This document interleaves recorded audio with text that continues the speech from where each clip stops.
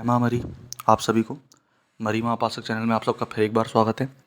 आशा करता हूँ माता मरी कृपा आप सब पर बनी रहे। मैं नवरात्रि हेतु एक मैंने सीरीज़ निकाली है साधनाओं की, जो मैंने करी हुई है, जिससे मुझे फल प्राप्त हुए हैं, अच्छे फल प्राप्त हुए हैं। तो जो साधना मैंने नहीं करी तो वो मैं देता ही नहीं, आपको ही मालूम है। तो आज तीसरी साधना पर आते हैं, माता दुर्गा की साधना। माता दुर्गा की साधना कैसे करनी है, कब होनी है, ये सब आपको जानकारी बिल्कुल बता देते हैं। आपको ये विधान रहेगा पूरा शाबर, ओम श्री दुर्गाय नमः, है ना, ओम दुर्गाय नमः, ये सब मंत्र नहीं चलेंगे इसमें। शाबर मंत्र होगा। शाबर मंत्र आपको करना कैसे ये भी बता दे रहे हैं। 26 तारीख नवरात्रि का पहला दिन, तब आपको देवी जी का स्थापना करना है। ठीक। आपके घर पे अगर पहले से फोटो चित्र या मूर्ति हो तो नहीं करना है, उसके सामने ही साधना करनी है।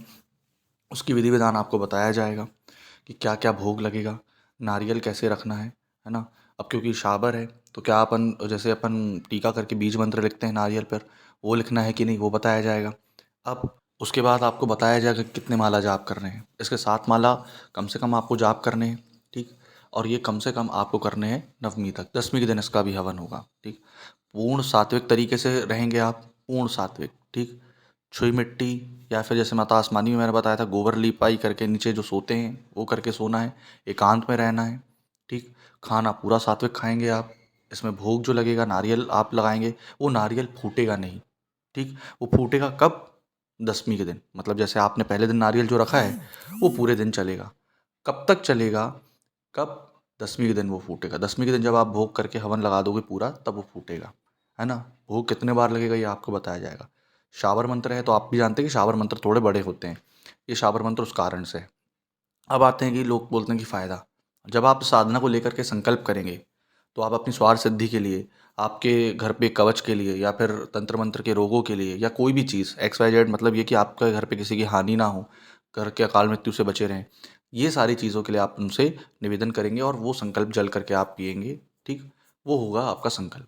जब आप संकल्प करेंगे, आप 2 से 3 दिन में ये परिवर्तन देखेंगे अपनी लाइफ में। जो वाइब क्रिएट होना, एक ऑरा मंडल होता है सबका। ठीक। वो आपका पॉजिटिव होने लगेगा। मन शांत रखेंगी माता। दूसरी चीज़, उनकी विशेष कृपा प्राप्त होगी।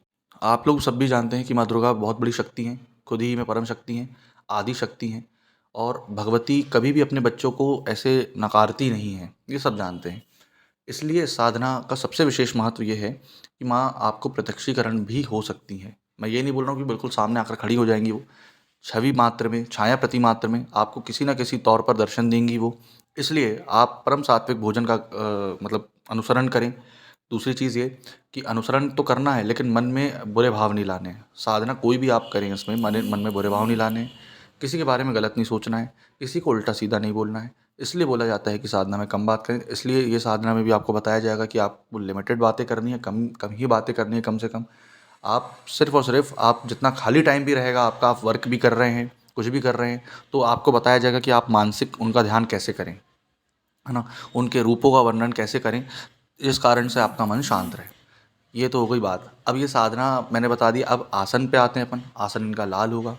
कपड़े जो आपके रहेंगे पूरे वाइट रहेंगे, वाइट कपड़े। और जो आपको एक पट्टी लानी है लाल कलर की, हाथ में राइट लेफ्ट में पहनने को, वो पहनेंगे। टीका उनको करना है, टीका खुद को करना है, स्वयं को करना है। फिर आप अपने जो बताया जाता है कि जैसे कंधे पर टीकना है, एल्बो पर टीकना है, घुटनों पर टीकना है। ठीक। फिर देवी की मूर्ति पर भी टीका टीका पूरा करके उसके बाद आपको साधना करने बैठना है। साधना करने बैठना है जब आपको, तो आपको सबसे बड़ी चीज़ एक ही करनी है। क्या? सबसे पहले आप गणेश जी का वंदन करेंगे, फिर गुरु वंदन करेंगे। जैसे बोलते हैं ना, गुरु ब्रह्मा गुरु विष्णु तवे माचा पिता तमें वाला, पूरा ऐसे वो पूरा पढ़ना है। उसके बाद आप शिव वंदन करेंगे। वंदन के बाद आप माँ दुर्गा का वंदन करेंगे और माँ दुर्गा के मंत्रों का जाप चालू करेंगे, जो कि शावर मंत्र है। और ये शावर मंत्र आपको काफ़ी प्रभावशाली रहेगा। आप इससे तंत्र मंत्र भी काट सकते हैं, प्लस आप झाड़ा फूका भी लगा सकते हैं, थर्ड पूछा भी कर सकते हैं। चौथी चीज़, आपके घर पे एक रक्षा कवच ऑलरेडी बन जाएगा कि कोई आपके ऊपर तंत्र मंत्र करेगा तो आपको पहले इंडिकेट हो जाएगा और आने से पहले ख़त्म कर देगा, क्योंकि माता दुर्गा हर चीज़ हैंडल कर लेती हैं अपने हिसाब से। आपको ज़्यादा कुछ करने की ज़रूरत ही नहीं पड़ेगी। इसलिए अगर आपको ये साधना चाहिए हो तो डिस्क्रिप्शन में मेरा नंबर डला है, आप माता दुर्गा का शावर मंत्र और साधना ले सकते हैं। आपको उसकी दक्षिणा बता दी जाएगी।